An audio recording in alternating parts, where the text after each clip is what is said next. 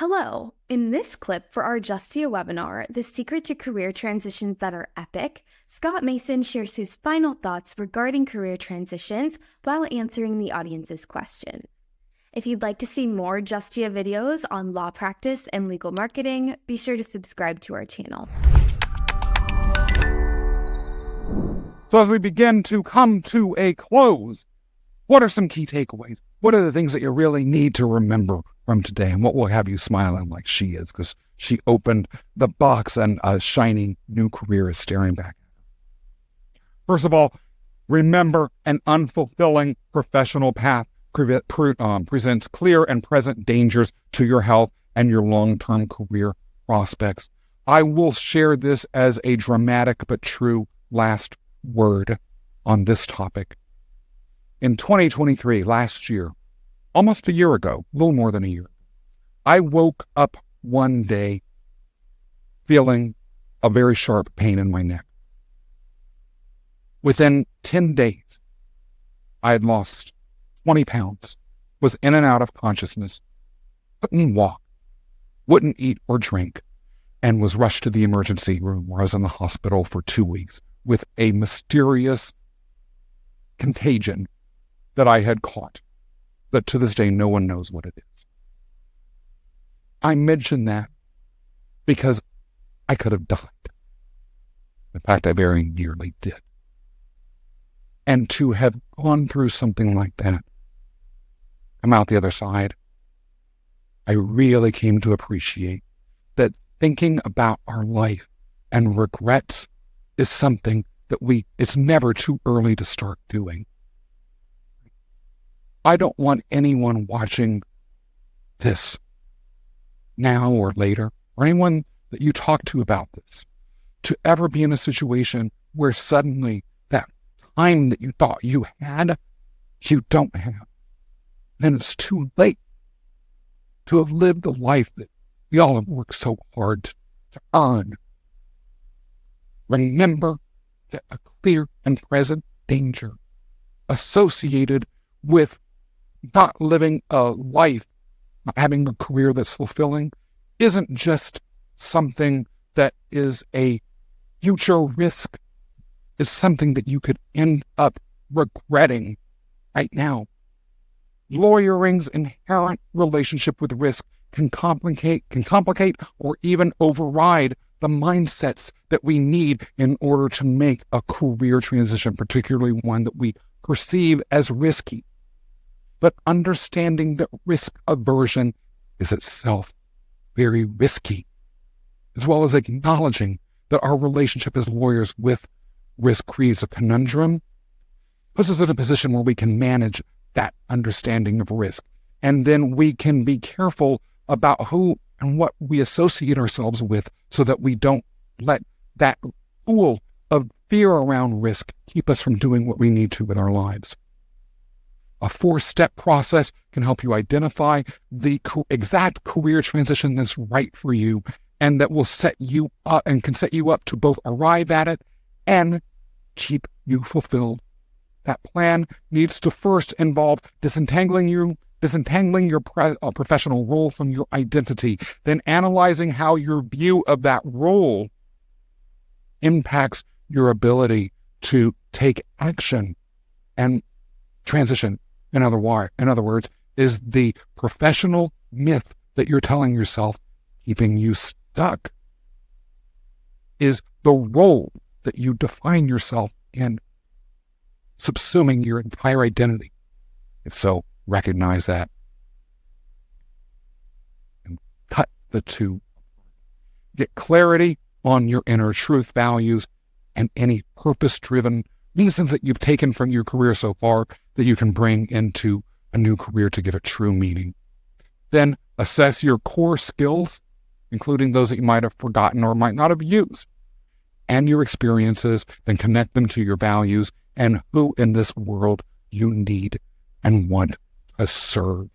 With that information in hand, along with an understanding of the things in life that you can't sacrifice, write out a vision statement for yourself, then unlock your charisma and begin to practice talking about how you're going to get from your vision from where you are now. And that message, as you begin to refine it with connection to your heart, will drive your mission statement.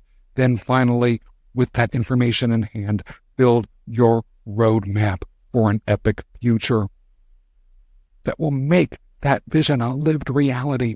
Nail down the right set of professional choices. Learn how to network effectively so that you have the people and the resources to help you get there. Get clarity on how you are the best solution to an actual problem.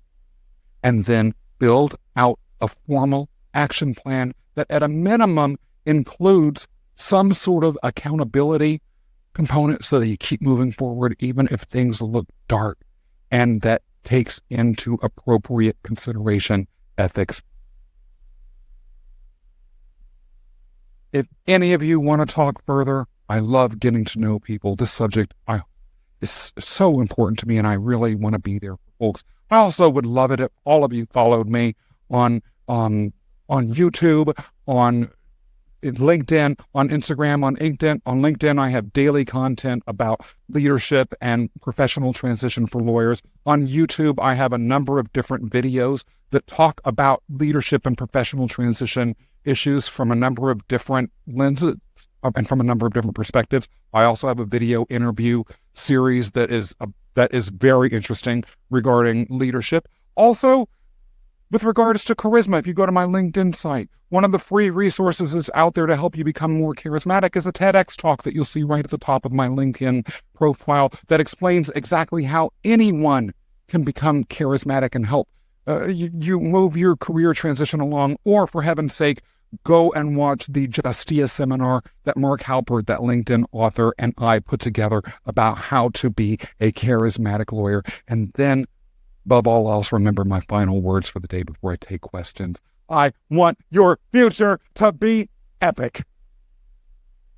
I am going to, at this point, look at the Q&A. And Nina, I see that you've popped back into the house. Should I go through the questions? Do you want to ask them, Nina? How do we proceed?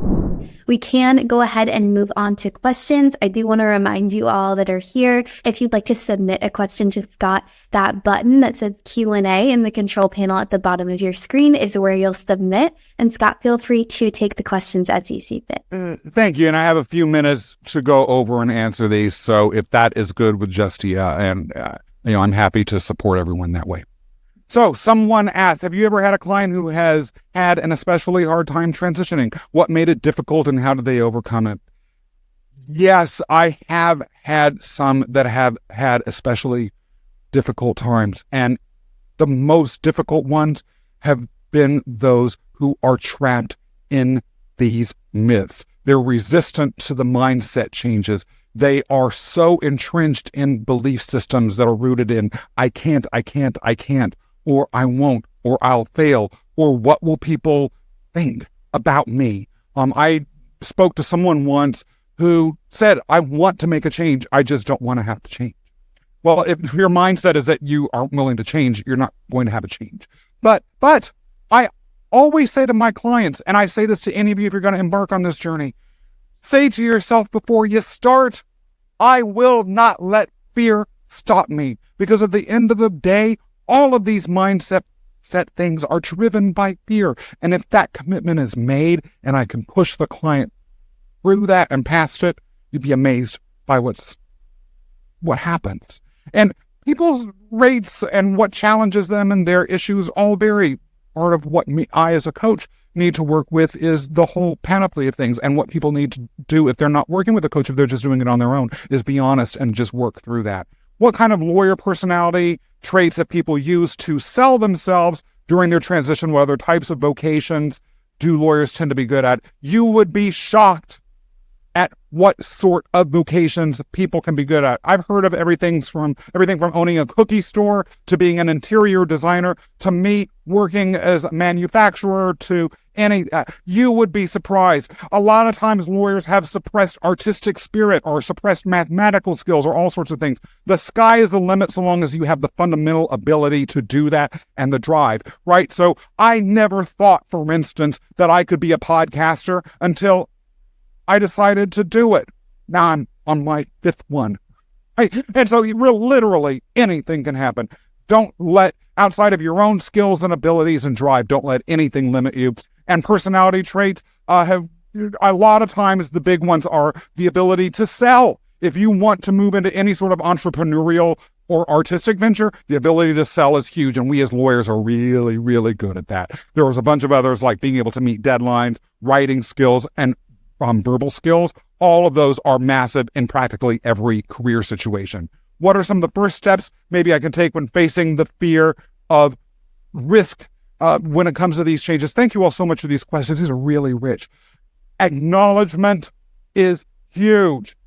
And then start to tell people about it. And you know what? This is going to sound a little bit sappy, but it works. Say to those in your circle, when I tell you that I'm afraid, and commit to doing that, hold my hand, be there for me, and let me know that you believe that I can do it. Half the time, overcoming fear is simply having someone, literally, in my case sometimes, or metaphorically, hold your hands and have them talk you off that ledge. That sounds sappy, but y'all, I promise it works better than you could imagine. Can you speak more on exactly how I can identify my core personal values to guide my career decisions effectively? So every day, practically, we do things in which we say, do I want to do that or not? What's the right thing to do? Decisions that we make about what's right and wrong are ethical groundings, and they reveal over time our ethical framework. So anytime you do something where you stopped and said, should I do this or not? Put that as well as the outcome in your journal. Should I go on YouTube and bust out this horrible, evil boss by name that I had? Well, you might decide to do. Right. Why did you decide to do that or not? Write that down in your journal. Or did I decide to take that yogurt that the auto checkout at Target didn't notice? What? Why or why not? A lot is being taught about your values there. I want to make a career transition, but I'm scared of losing connections to my current colleagues. Do you have any advice for how to navigate that? Yes. Learn to network. Learn to network. Learn to network. Networking really is at its core about building long-term sustainable relationships and leveraging those to do amazing things. How did I end up meeting Nina and being here with Justia? Because of someone I've known for years who I kept in touch with, who one day was like, oh, you need to meet the people at Justia. It was through networking. And so really networking, that's why I say you want to learn the rules so it's not all icky, but it will set you up for this exact thing. Learn about networking, the most valuable skill that you'll learn outside of perhaps law school itself, and maybe even more valuable than that. Can you provide examples of non-traditional career paths where legal skills are highly valued and transferable? Yes. Any career path in business where people will say, I don't want to pay you. Who would have thought a legal career would be helpful in manufacturing? Well, when clients wouldn't pay and I sent them an email with that ESQ after it, let me tell y'all, that was helpful. Any career where people need analytical thinking, any career where people tend to be chaotic in their thinking process, or creative fields where people may need someone to balance them. Operations, huge, because in law we need to always think strategically, as well as senior executive positions that are not necessarily legal, right? That ability to think strategically is a core leadership skill. By the way, I'm going to be doing a CLE for Justia on emerging into leadership that talks a lot about that. And so if you think leadership may be a way that you want to go, or if you even have that question, it may be worth attending that. It's next month, I think on the 10th. What do you think the largest obstacle someone in the legal field might face transitioning out of a legal-oriented career? It sort of goes back to what I mentioned earlier. It is the mindset. The external obstacle can be that we want to sue. So really, I think making sure that, again, you sort of understand how to network and present yourself. That's why I say declare who you want to be and then be that, because that will begin to shift not only how you are inside, but how you're presenting. You will almost just as a matter of force begin to present the way that you want to be. And that will have a huge impact on mitigating some of these negative stereotypes about lawyers. And by the way, don't use Latin terms. That's a negative stereotype about lawyers too. They'll hate you for it, I promise. Or at least they've hated me. I stopped. So what would you say are the key components of an actionable career transition plan? A, finding out where the people are that you want to be. B, or where you want to go and where you want to help. B, really figuring out what the specs are for that and what are the core skills. C, getting those skills in place. D, beginning to perhaps volunteer or engage in things that relate to those skills. So you might, like, for instance, want to join, if you want to be a CFO, join the board of a nonprofit and then ask if you could be their finance chair, if you have enough skills to be able to competently do that. Or maybe help your friends out with some interior design if you want to be an interior designer.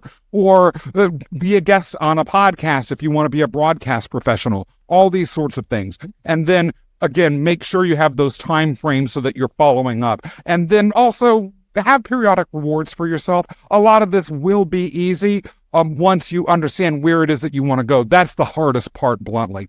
What would you say is the average timeline for a successful career transition? It depends on how radical the transition is and what other things you have going on. Like if it is going into entrepreneurship, I would say give yourself a runway of a couple of years. Unless you are really financially solid, don't put in that resignation thing, I'm leaving tomorrow, and then write that business plan or that transition in place.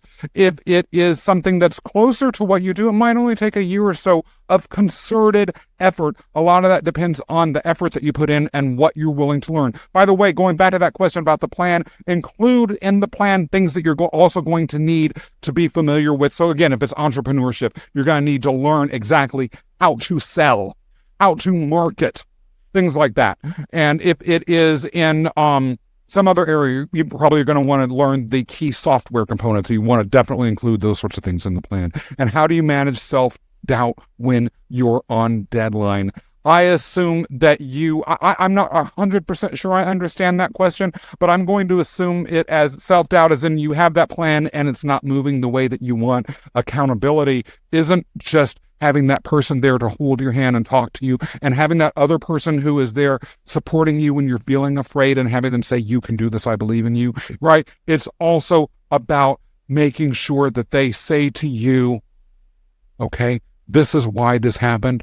Now, what is your plan for turning it around and fixing it? You missed this deadline. You said you were going to have your LinkedIn profile up last Friday. It's Thursday. After last Friday, you didn't do it. How are we going to work together to make that happen? And how can I talk to you to make sure that it does? I hope that answers your questions. All of these questions could be discussed for hours.